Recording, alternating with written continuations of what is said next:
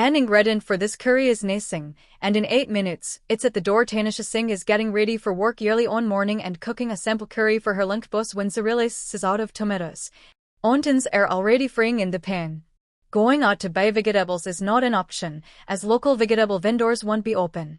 So Tanisha picks up her phone. On a quick delivery app, tomatoes are available. 8 minutes later, the doorbell rings. The tomatoes have arrived. What might feel remarkable in some parts of the world has become commonplace in Delhi and other big Indian cities.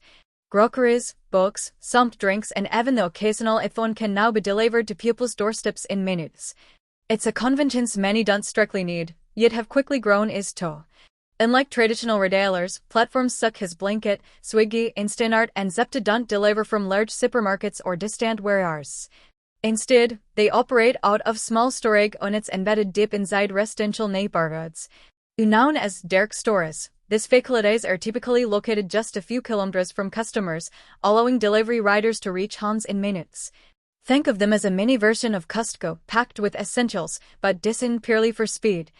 And because customers never walk into this space, everything inside is arranged for fast picking rather than browsing. To see how this works, the book visited On-Suk Dark Store in northwest Delhi. Inside, goods are stacked neatly on racks, with vegetables in one section, freezer units in another corner, and shelves stuffed with crisps, fakti drinks, and even pet food.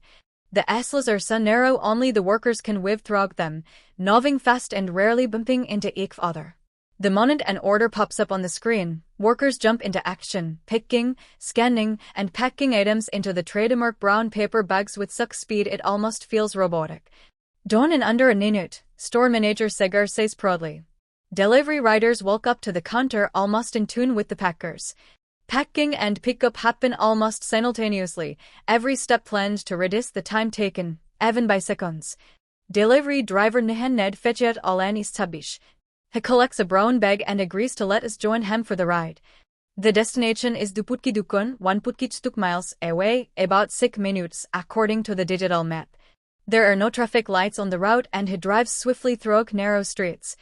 But the delivery doesn't end when we reach the location pin. In many dense Delhi neighborhoods, lanes split unexpectedly, buildings look similar and proper addresses are often missing, things digital maps rarely catch. People usually rely on landmarks instead, like near the Blue Gate or Bivan the chemist and so on. Here, the drop-off is near a public bank item, which is not immediately visible. The curry was already halfway to becoming itself. Oil simmered in the pan like a held breath. Onions, sliced thin and uneven in the half-light of morning, had begun to soften, their sharpness dissolving into something sweet.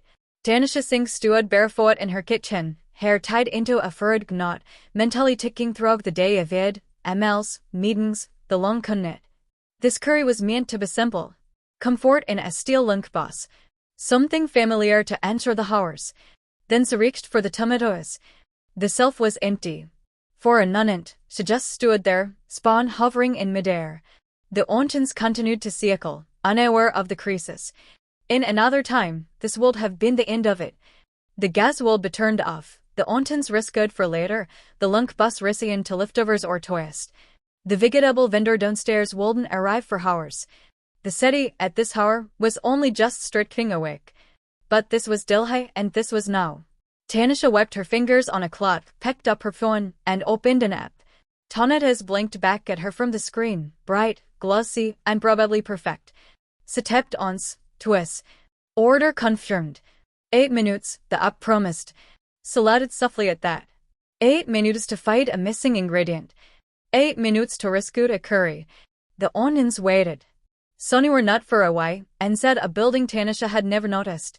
The tomatoes already attested for her. The place had no signboard, no glass windows showing cheerful displays. It was tucked into the neighborhood like a secret, one of the city's many dark stores. Inside, there was no music, no browsing, no indecision. Just purpose. Shelves rose high and close, stacked with the everyday needs of thousands of kitchens.